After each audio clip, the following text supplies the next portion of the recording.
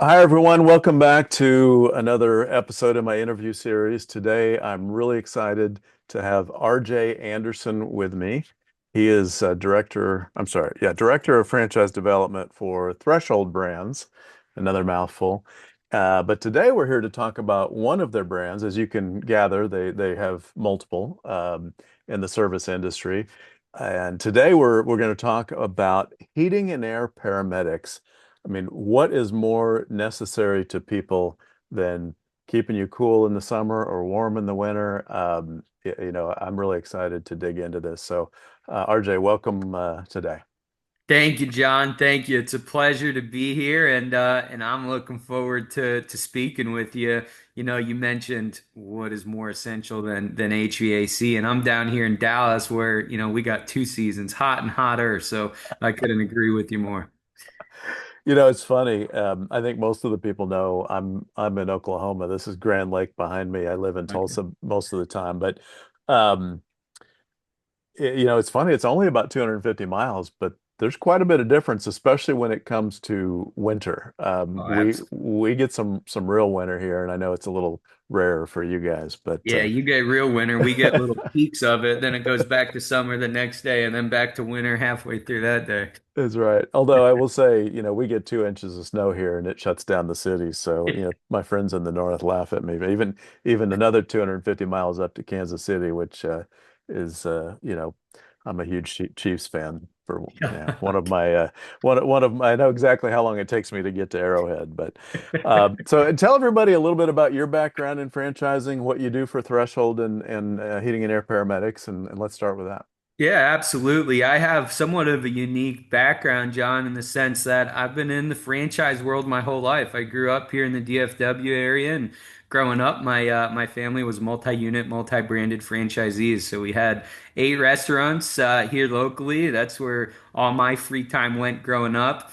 And we're really, I cut my teeth in my career. If anybody's worked in restaurants, I'm sure you know the quality of life that is. And after doing it for quite a while, I got burned out and always had a passion for the development side and had a foot in the franchise world. And so I switched over to the development side of things and just have a passion for connecting with people and delivering that dream of entrepreneurship. And so I've been in a development capacity now for about 10 years. I've done just about every segment that you can think of. I started in food, I've done retail, I've done business brokerage, consulting, co-working, I've done robotics, and now in the home service space, and really, really enjoying it. And so when I heard the opportunity with heating and air paramedics and plumbing paramedics, I couldn't have been more excited. Just to give everybody a quick background on who Threshold is. So Threshold is actually a portfolio company that's owned by Riverside Capital, which is a big private equity company that's been in the franchise space for quite some time now. And so in the Threshold portfolio, we have 10 different home service brands, one of which, of course, being heating and air paramedics. And so, it's a unique brand in the sense that it's been around for 15 years. On the other side of the table, it's in a sense an emerging brand. We've been franchising for about 4 years, but it's been a steady ride for us, and really just trying to find the right operators to help us grow this thing. It's funny. I was scrolling LinkedIn a couple weeks ago. I came across a quote from Jensen Huang, who is NVIDIA's CEO, Uh, and he said the next generation of millionaires are going to be HVAC, plumbers, and electricians. So the timing to get into the space just couldn't have been better from my side or an investor standpoint. Yeah, I think it's a unique opportunity that you guys deliver, and that you've got the systems all figured out. You've been around the block, you know what you're doing, and yet there's still a lot of opportunity around the country for people who want to get into the space and into the industry. So I'm looking forward to continuing to share the story of heating and air paramedics um, and really looking forward to digging into it just a little bit more here while we have a few minutes. Absolutely. Um, so talk maybe just drill down even a little more on how the brand got started. I understand the founder is actually still in the system running running a location, and yeah, maybe just share a little bit about that. Yeah, absolutely. So Heating and Air Paramedics, we were actually founded in 2011. We were founded by a gentleman named Ryan Carpenter, and when Ryan started the business, it was started as Heating, Air, and Plumbing Paramedics. So, quick background on Ryan. He grew up in a rural town in Michigan, and growing up, his family owned an HVAC, plumbing, and electrical business. So, that's what he cut his teeth doing. He ended up going to college, graduating, and when he did, he got into the wholesaling and manufacturing side of things.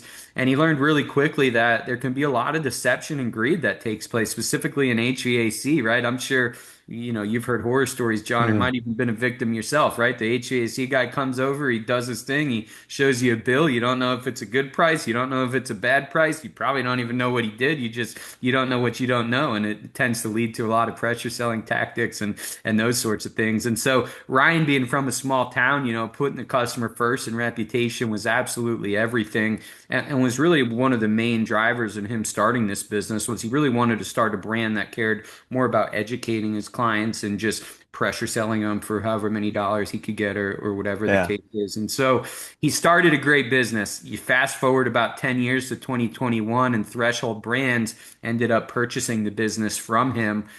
When Threshold purchased it, John, they split it up into two separate brands: Heating and Air Paramedics as one, and Plumbing Paramedics as the other. So we have people that approach us, and maybe they start with HVAC and the heating and air side, and they add the plumbing paramedics later. Some people will go the other route, whatever that is. We have some people that stack both of them right from the jump. So no right or wrong answer. It just depends on what their appetite is and what they're comfortable with.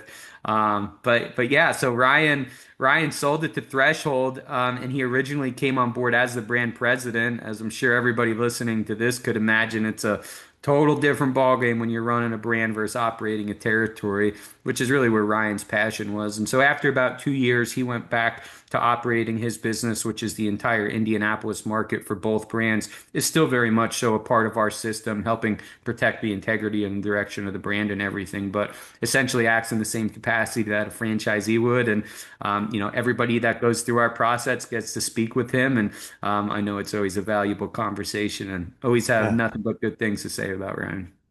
I think that's a really, you don't hear that very often in franchising in terms of a founder staying with the system in that capacity for sure. And I do think it's very relevant to people to be able to have a conversation with the founder and know that, now he's ultimately, if you join the system alongside you as a peer, not doing anything other than helping support you from Indianapolis and maybe keeping the corporate team honest too, I suppose, right? Absolutely. Absolutely. I mean, there's no better way to learn than from somebody else's experiences. And Right. Ryan's very much a good teacher in that. And I think it's a big testament to the brand as well as our leadership that he's still around. So we couldn't be more proud of that fact.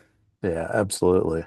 Well, let's talk a little bit about I like to get in these conversations, get into why somebody might, and you touched on it a little bit already, but why somebody might want to get into the heating and air or plumbing businesses as opposed to restaurants, burgers, hair salons, or anything like that. And then, let's take it a step farther even and talk about the distinctions when somebody might be looking at your company versus other HVAC companies. Yeah, great question. So the first two things I'll call out, and I think this is probably 70% of the reason that people will reach out with interest to us, is threshold. And we love the fact that the HVAC and plumbing, really any of the trades, they're an essential business no matter what's going on in the world. If we have another pandemic or whatever the case is, we're going to be able to continue to operate, and still generate revenue, and be able to pay our employees and all that good stuff. The other great thing about this business is that it's recession resistant. No matter what is going on in the economy or how many dollars you got in your pocket, especially in a market like DFW or Tulsa in the middle of summer, you're going to do whatever it takes to get that HVAC up and running again. Yeah. And so, with us, we we, we love plumbing paramedics because you get the best of both worlds, right? Like I said it earlier, on the one side of the table, it's a 15-year-old established brand. On the other side of the table, we're emerging. The number one reason that people are attracted to us, John, is just the amount of white space that we have available to develop and the wide open opportunity for growth and longevity. You can imagine how many calls I'm on every day, and I can't tell you how many conversations start off with, man, I was talking to your competitor so and so, and there's just no territory by me. Or Right. maybe there is, but they're trying to shuffle me into it because they haven't been able to do anything with it. Or maybe there is, but it's one territory surrounded by other franchisees, meaning I get pigeonholed in and it limits my opportunity for growth. And so that is, again, the number one reason that people are attracted to us, the amount of white space we have open and just that wide open opportunity for growth and longevity. Another big differentiator with heating and air paramedics is our territory size. Yeah, as I'm sure you know, John, most of these Mhm. home service brands do territory based off of population count, which is great, but population is really irrelevant to the HVAC business, right? I mean, how many 17-year-olds you think are reaching out to us to service their furnace? Not a whole lot. If they are, they're not paying. I promise that much. Yeah. And so for that reason, we do our territories off of a single family dwelling count. When I say single family dwellings, I'm not referring to apartments or condos or anything like that. It is strictly single family housing and actual opportunities. It's 100,000 single family dwellings per territory. So you get this massive territory that comes along with being part of an Mhm. emerging brand. To put that into context, I was working with a gentleman a couple weeks ago in San Diego, and he had mapped a territory with one of our competitors that did territory on 100,000 population count. We mapped that same area with our 100,000 single family dwelling count, and it came out to a 480,000 population count. So that territory size is a significant difference in its actual opportunities. Uh, Ano- And oh, go ahead. sorry, I was just gonna add that, yeah, obviously you're not counting businesses and apartment buildings in the territory, but people can still, I mean, they still service them, right? Absolutely. They're automatically inherited. So to Yeah. your point, those condos and apartments, they're more commercial accounts, right? Yeah. And commercial accounts, it's a different type of beast than just a residential account where you're going to get paid right away. And so, we're focused primarily on residential. We do some light commercial. A lot of that Yeah. has to do with your team and what that looks like. But yeah, we want to make sure Got it. you have 100,000 actual opportunities and everything else on top of that is just gravy. So how do you this is one, and there are certain industries where this question comes up, but how do you address the question that I get a lot, which, if I'm talking to people about, let's say we've lined up six different, businesses, and four of the franchises are in the services industry, and you've got HVAC as one of them, and that's a unique license, right? So how do you address business owners, or prospective ones who want to start a business but don't necessarily have a background in HVAC, or are certainly not licensed? Yeah, definitely. So, I mean, openly, I would tell you, I don't think we have one franchisee that has a background in HVAC. Mhm. Now, we might have some that started an HVAC business and then converted into a franchise, but Right. nobody that is the actual license. Oh, I take that. We might have one at best. And so, really what we look for, you can imagine how many times that comes up, probably just as much as you, right? Oh, I Sure. don't have Yeah. experience in this, and that's a concern for me. Is it a concern for you guys? And for us, it couldn't be further from a concern, right? We almost rather they don't have, that background or experience because then we can kind of shape and mold those habits, specific to our system. What we look for is number one, do you have good business acumen? Number two, have you led and managed teams and have the experience and history of that? And number three, is it a good cultural fit? Yeah. And if all those three boxes are checked, I mean, the technical piece, that's the easy part, right? And we work with three different third-party recruiters that will help these franchisees identify license holders and ultimately hire them. How that relationship gets structured, of course, varies depending on the state or the municipality that they're in.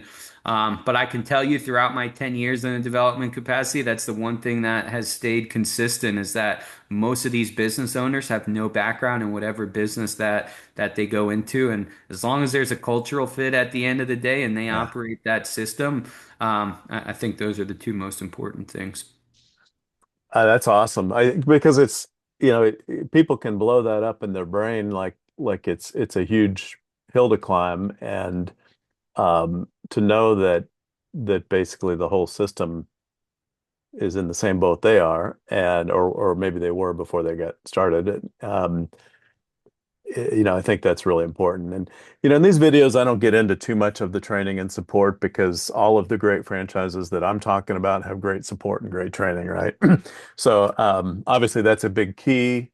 Um, you talk about being able to lead teams and manage people and project manage and that kind of stuff, and all the same things I talk to people about when they ask me, well, what are my chances of being successful at this? Well, if you've done this, this, and this, you're at the front of the pack. You've got a good chance of being successful because business is relationships, and it's relationships with employees, it's relationships with customers, and then it's managing the process. And of course, a little bit of that self-starter, like, never say die kind of attitude, like I'm going to do it, right? I mean, all of those things are what the the nuts and bolts you can teach people. So I think, Exactly. yeah, that's I tell people all the time, John, the technical piece, that's easy, right? We can teach a monkey that piece. What we can't teach a monkey is how to have good business acumen, how to run and manage teams, and how to be a good operator.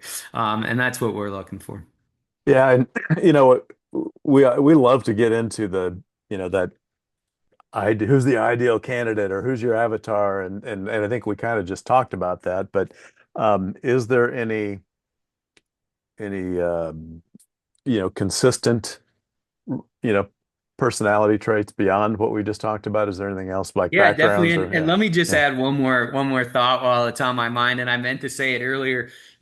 Another thing that we love about the business, and it goes to your point of not having experience or anything, is it is really hard as a business owner in HVAC or plumbing or really any of the trades to get stuck working in the business instead of on it, which is Uh-huh. really uncommon, right? Like I come from food, and I'm sure everybody listening to this and you and everyone and their mother has heard horror stories about restaurant owners that open a restaurant, the GM quits, and the next day for the next month they find themselves working on a cook line 12 hours and realize, oh, I can do this by myself, and then they get stuck working in the business, right? With HVAC, you can't even legally go do that work, right? And so again, it goes to that point. Hey, we don't need somebody that's going to be done by that license holder or technician. That's where the technical piece will come from. We need you to execute the system and manage and develop and grow the business. So, amen to that part. To the ideal characteristic part, and I'm just going to be preaching to you, but for anybody listening to this call, there's really two buckets that brands fall into, right? There's established brands and there's emerging brands, and there's pros and cons to both of them. On the established side, you get the long track record, the brand recognition, and all that great stuff. The downsides to them is they usually have very limited territory available, if any. The other downside to some people is they tend to be really cookie cutter, right? Imagine a Mhm. McDonald's or a Chick-fil-A. They're going to say, John, this is how you eat, sleep, breathe, walk, you name it. And if you don't like it, there's the door. And for some people, that's good, right? On the other side of the street with emerging brands, the downsides are you don't get the long track record, you don't get the brand recognition. The upside is the amount of opportunity to develop to do the amount of territory to develop, and the opportunity for growth and longevity is significant. And the people that we attract, John, they're gritty, they're entrepreneurial spirited. They're the type of person that says, "Hey, give me the framework to work in. Let me go out and do my thing." They value the ability for flexibility and collaboration, meaning Mhm. that we get our best ideas from our franchisees, right? The people that are boots on the ground operating the business. It's not a bunch of private equity executives sitting at a table in Boston saying, "This is what we're doing in Dallas, Fort Worth for marketing and heat HVAC." And so that requires a different type of person, right? And so the people that we attract, they see the value into getting into the brand at the ground level and just contributing to and being part of its growth. I love it. I've got to move into another direction in a second, but just to finish up on that, you've mentioned cultural fit a couple times. Is that something that, I mean, are there certain, like a couple bullet points you can talk about, or is that more of a, when you see it kind of a thing? Yeah, I think it's more of a you know when you see it kind of thing. And, for those of you listening that have been part of any onboarding or held direct responsibility in hiring or terminating somebody, I'm sure we've all seen examples of you got a guy sitting in front of you, he's a great interview, you think he's going to crush it, you give him the job, and, a couple months later, you're like, man, what a show that was. And you're shocked, right? And then you have the other guy who doesn't interview well, and then you give him the job and he crushes it. And so my point in sharing that is you give that guy that doesn't interview well but crushes it, you give him the benefit of the doubt in the cultural sense, right? Like something Yeah, in your gut said, hey, this is the right guy for us. He might have not answered this question, or that, that wasn't great, or whatever the case is, but you got that level of comfort and that feeling, and you got, hey, this is a good cultural fit. They, for us, they go through the process seamlessly. They ask great questions. They interact with all of our validators. Something that doesn't go talked about too much, but I think is important, is showing up on time to whatever meeting or whatever you have scheduled with that yeah, franchisor with your camera on, and just being actively engaged. That goes a long way for us too. So just those little habits, those are check boxes that we look for, but in the big picture of a cultural fit, I think it's just a gut check at the end of the day. got it.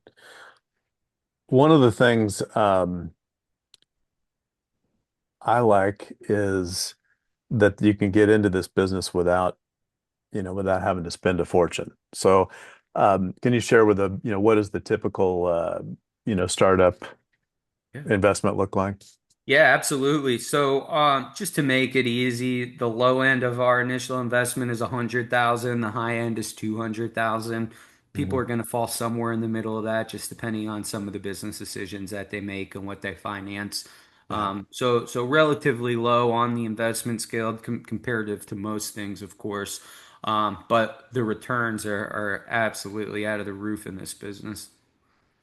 Yeah, and obviously that's not something we can get into on this platform, but obviously it's relevant for people who because they want to know. We just can't talk about it here on franchise law guys and if we've had a conversation yet, I've welcomed you to the world of franchise law in terms of trying to talk about sales and revenues and things like that, and it's that's a topic for another conversation. But the startup cost, I think, is also important to define. There's a lot of material on the internet.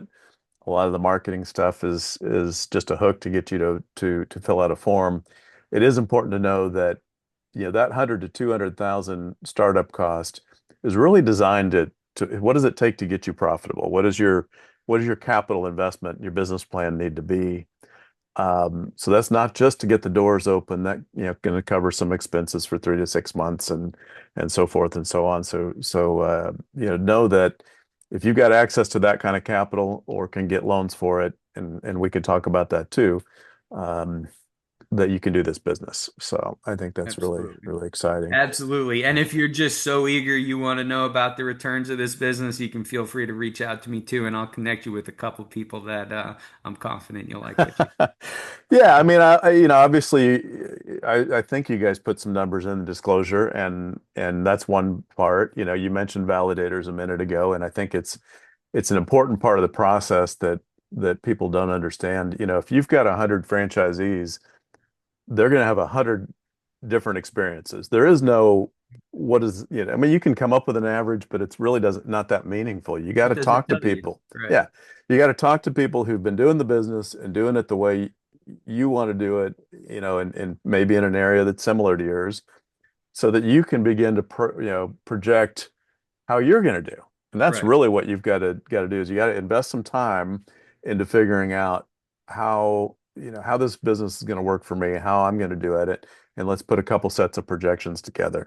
And one of the key places is those conversations with other franchise owners or current franchise owners, where they're going to be able to validate some of the things they've learned along the way in terms of those numbers. So, Oh, yeah, absolutely. And not only that, real life perspectives too, like you alluded to, those averages in an item 19, I think they're great to have, but what does it tell you at the end of the day, right? I yeah, mean, the average of 100 units is it's going to be Yeah. a lot different than you in a new market. And so absolutely, but yeah, very very strong business in that sense. And couldn't agree with you more. That Yeah. validation piece is probably, I would say, Yeah. if not the most crucial, the second most crucial part of the Ab discovery.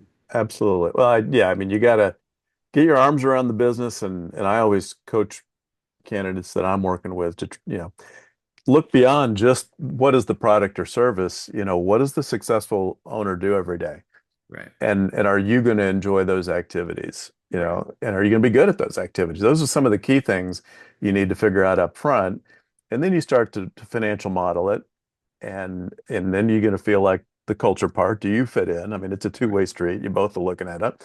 And then if all those boxes get checked, hey, maybe you found a great business, right? Good indication. That's Yeah. right. As we wind things up here, this has been awesome, great information. I'm really excited to share this on all my platforms. What did I miss? Is there any questions I didn't ask that I should have? Anything that you want to make sure we leave viewers, listening to, watching, that information? John, I gotta say it was pretty thorough. I think you hit on just about everything. Um, Yeah, listen, I think the biggest, what's really sticking on my mind is just the experience thing, right? And how many Yeah. times every day you and I have that conversation, and whether it's food or the trades or robotics or whatever the case is, don't let that hinder you from going and exploring it, especially in a great business and with a great Yeah. timing like what's going on in the trades right now. Yeah, 100%. So I think this has been good, and it's important to know, folks, this is just, I mean, this is designed to whet your appetite a little bit, right? This is not supposed to give you all the information. You've got to plan on 6 to 8 steps of anywhere from 4 to 12 weeks of investigation and research with RJ and the team leading you through it to get to a decision point. So this is really just to say, hey, this is another great brand that's out there, a great opportunity that you may want to take advantage of right now. And if you are inclined, you can always reach me at thatfranchiseguy.com. If you want to put a John at in front of it, that's my email, JOHN. And of course, LinkedIn, YouTube channels, all that stuff is where this is going to get posted. So, RJ, great stuff. Thanks for joining me today. I really appreciate it, and looking forward to sharing more about the story with the heating and air and the plumbing professionals. I'm sorry, paramedics. Yeah. No problem. John, it was a pleasure. I enjoyed it. I appreciate the time and hoping we can get together and do this again at another point down the road here. Awesome. Thanks so much. And all of you, as always, thank you for joining me today. It's always an honor on my end that you take the time to watch these videos I produce. So thank you, and we'll see you on the next one.